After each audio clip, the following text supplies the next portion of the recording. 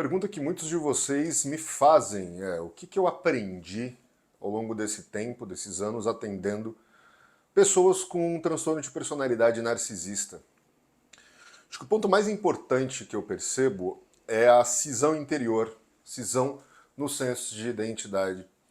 Os pacientes que eu atendi até hoje, todos eles me traziam essa visão. Dentro de mim existe um cara, um eu, que sabe que está em falta com a família, sabe que está em falta com as pessoas que me amam, sabe que eu não consigo fazer tudo aquilo que eles precisariam que eu fizesse, mas tem outra parte de mim, tem um outro eu aqui dentro, que simplesmente, quando foca em alguma coisa que quer muito, basicamente passa por cima como um trator, tirando da frente tudo que é necessário para conseguir o que quer. Então é muito essa coisa da dificuldade em conseguir conciliar esses dois aspectos. É um pouco o caso do Dr. Jekyll e o Mr. Hyde, né, do Robert Louis Stevenson, o livro O Médico e o Monstro, que é esse lado da sombra psicológica.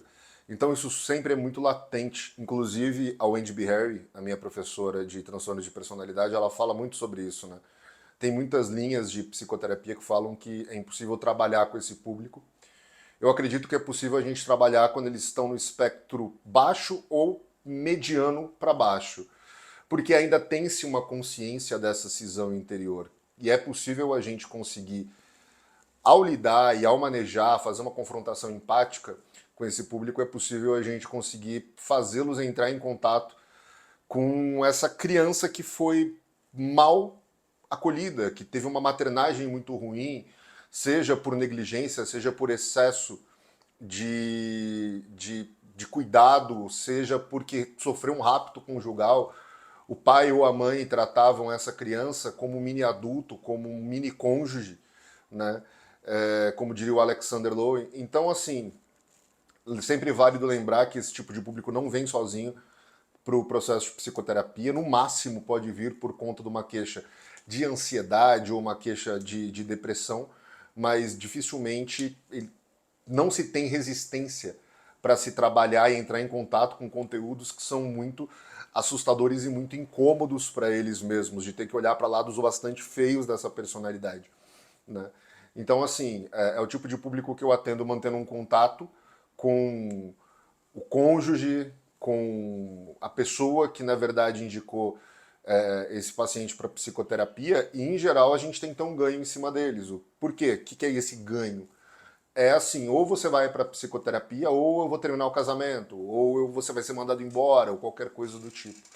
E tomar muito cuidado sempre com a manipulação, né? Ou seja, existe sempre uma tentativa muito grande de, ao mesmo tempo, se validar e, por outro lado, manipular. Então a gente tem que tomar muito cuidado com isso. Mas aos poucos eu posso afirmar que, principalmente pacientes, o meu cachorro latindo, pacientes que estão dentro dessa questão do espectro mais baixo, a gente consegue, com bastante trabalho, focá-lo nessa criança que precisa ser olhada, acolhida e geralmente não só trabalhada no nível cognitivo racional, mas dentro dos outros estratos cerebrais, que são o emocional límbico e o instintivo reptiliano. Então geralmente eu faço um processo de entrada tanto dentro da psicoterapia que a gente chama de bottom-up, ou seja, entrando pelas funções mais refinadas do cérebro em termos cognitivos, indo até para baixo, e também bottom-up, ou seja, entrando por essa coisa dos instintos através das sensações físicas, para que a gente vá aos poucos lidando com essas lacunas de acolhimento e, inclusive, que ele possa se olhar e se acolher naquilo que ele mais precisava. Porque, de uma forma geral, pessoas que estão nesse espectro de transtorno de personalidade, elas têm, muitas vezes, uma repulsa muito grande por quem elas eram nessa infância. Elas sentem que a radioatividade, essa desorganização, começou muito lá atrás. E hoje eles constroem uma imagem para poder fugir disso. Não é simples atender esse público. A gente tem que ter estômago no sentido de ser atacado muitas vezes, de conseguir manter o centro emocional. Não aconselho que se atenda um paciente desse mais do que um por dia e não aconselho que se atenda em dias seguidos. Em geral, eu sempre pego no máximo 2 e coloco um no começo e outro no final da semana. Mas, com certeza, apesar de ser um público bastante desafiador, é um público que te ensina muito. Te ensina muito.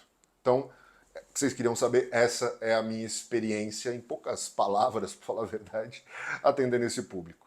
E acho bastante interessante.